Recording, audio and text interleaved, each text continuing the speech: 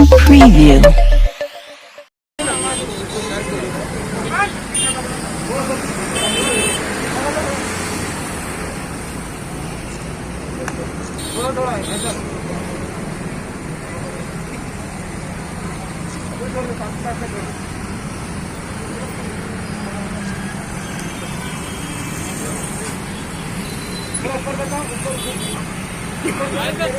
हाँ बस थोड़ा पीछे आ जाना सब भैया।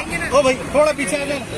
ये बताया था कि जालना रोड के ऊपर जो प्रॉपर्टी है ये वक्फ बोर्ड की प्रॉपर्टी है। इसमें कहीं पर भी कोई मतभेद नहीं है कि ये प्रॉपर्टी किसी प्राइवेट बंदे की है या कोई बिल्डर की है। लेकिन इस प्रॉपर्टी को किस तरह से बांटा गया है, बेचा गया है और करोड़ों रुपये के अंदर बेचा गया है। वक्फ बोर्ड को क्या मिला इसके अंदर अगर आप देखेंगे तो आपको हैरानी होगी। तकरीबन 100 करोड़ रुपये का ये पूरा कॉम्प्लेक्स तैयार किया गया है। इसके अंदर महानगर पालिका का टाउन प्लानिंग डिपार्टमेंट जिम्मेदार है।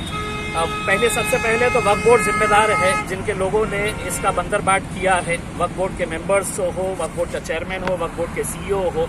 हमने ये मांग की है कि इनके ऊपर FIR रजिस्टर होना चाहिए। मैंने खुद ने गृह मंत्री से जाकर मिला था। गृह मंत्री ने यहाँ के CP साहब को बताया था। लेकिन इसके बावजूद भी मतलब अगर पुलिस भी अगर खामोश बैठी है तो हमको समझ में आता है कि इस खामोशी के पीछे क्या राज है करके। ये लूटने वाले कौन है तो आप देखेंगे कि जुगल किशोर तापड़िया है, ये इसके अंदर कैलाश बाफना, राजू तनवानी, जिन्होंने बाज़ाब्ता रजिस्ट्री करवा के वक्फ बोर्ड की ज़मीनों की रजिस्ट्री करवा कर बेचने का काम किया है। और वक्फ बोर्ड को इसके बदले में क्या मिला है तो 1,50,000 रुपये, 1.5 लाख रुपया महज वक्फ बोर्ड के खाते के अंदर गया है। और ये धन्ना सेठों ने ये जमीन जो गरीबों की है, यतीमों की है, बेवाओं की है, हम यहाँ पर उनके लिए स्कूल्स खोलना चाहते हैं, हम कम्युनिटी के बच्चों के लिए है तो कॉलेजेस खोलना चाहते हैं, हॉस्पिटल्स खोलना चाहते हैं। लेकिन यहाँ पर देखेंगे जिस तरह के बड़े आलीशान कॉम्प्लेक्सेस यहाँ पर खोले गए हैं। हम जिन जिन लोगों ने इसके अंदर पैसा इन्वेस्ट किए हैं, हम उनको ये कहना चाहते हैं ये लड़ाई हम आखिरी तक लड़ने वाले हैं। तो आपका करोड़ों रुपया डूब जाए इससे पहले आप लोग अपने अपने पैसे इन धन्ना सेठों से वापस लीजिएगा, क्योंकि हम ये लड़ाई यहीं पर ख़त्म नहीं करने वाले। ये लड़ाई आगे भी जारी रहेगी और एक पब्लिक मूवमेंट हम यहाँ पर तैयार करेंगे। इससे पहले हमने अलग अलग मुद्दों के लिए सड़क के ऊपर आए थे। अब मैं वक्फ बोर्ड का मेंबर होने की वजह से मुझे मालूम है कि मुझे एक लड़ाई वक्फ बोर्ड के अंदर लड़नी है। लेकिन वो लोग जिन्होंने इतने सालों से सिर्फ ज़मीनों को बेचने का धंधा किया है, उनसे लड़ना इतनी आसान बात नहीं रहेगी। इसीलिए एक लड़ाई हमको सड़क के ऊपर भी लड़नी पड़ेगी। और ये कोई सियासी मुद्दा नहीं है, ये इम्तियाज जलील की राजनीतिक पार्टी से कोई का मुद्दा नहीं है।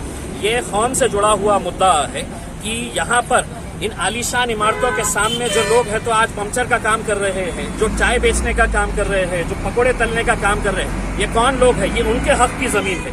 लेकिन इसे जिस तरह से बेचा गया है, इसका बंदरबाट किया गया है, इसका हम विरोध करेंगे। और ये सिर्फ शुरुआत है। हम यहाँ पर बार बार आते रहेंगे और ये लोगों को एहसास दिलाते रहेंगे कि जिस ज़मीन के ऊपर तुम ये धंधा कर रहे हैं, ये ज़मीन गरीबों की है। और मैं तमाम लोगों से ये अपील करना चाहूँगा, यहाँ जितने भी चाहे वो शोरूम्स हो, होटल्स हो या जितने भी कारोबार हो, अगर कोई इंसान वहाँ पर जाकर अगर ख़रीदता है तो आप समझ लीजिएगा किसी गरीब का निवाला छीनकर आप अपना पेट भर रहे हैं। आप इनका बायकॉट करिएगा। ये जितने भी लोगों ने यहाँ पर है तो कारोबार खोल के रखा हुआ है, इनका कारोबार करिएगा, क्योंकि आज तक इनको कोई भी मुंह तोड़ जवाब देने वाला मिला नहीं था। अब हम और हमारे औरंगाबाद शहर की आवाम इन्हें मुंह तोड़ जवाब देंगी। पूरी तरीके से हम कानूनी तौर के ऊपर ये लड़ाई लड़ेंगे। लेकिन अगर इस पूरे गोरख धंधे के अंदर अगर तमाम government departments including police department भी खामोश रहेगा तो हम सबको बताना चाहते हैं कि आप हमारे ऊपर केस करिए। हम केस लड़ने के लिए तैयार हैं, हम केस फेस करने के लिए तैयार है। लेकिन ये आंदोलन हमारा शुरुआत हुई है, आगे देखिएगा हम इसको कितना बड़ा एक पब्लिक मूवमेंट बनाते हैं। अच्छा देखिए, अभी फिलहाल ये है कि आप कोई एक केस अगर ले रहे हैं तो उसको पूरी तरह से अगर हम ख़त्म करेंगे तो लोगों का यकीन पुख्ता होगा कि हाँ हम ये कर सकते हैं करके। आज तक हो ये रहा है कि ये धन्ना सेठों ने अपने पैसे का इस्तेमाल किए हैं।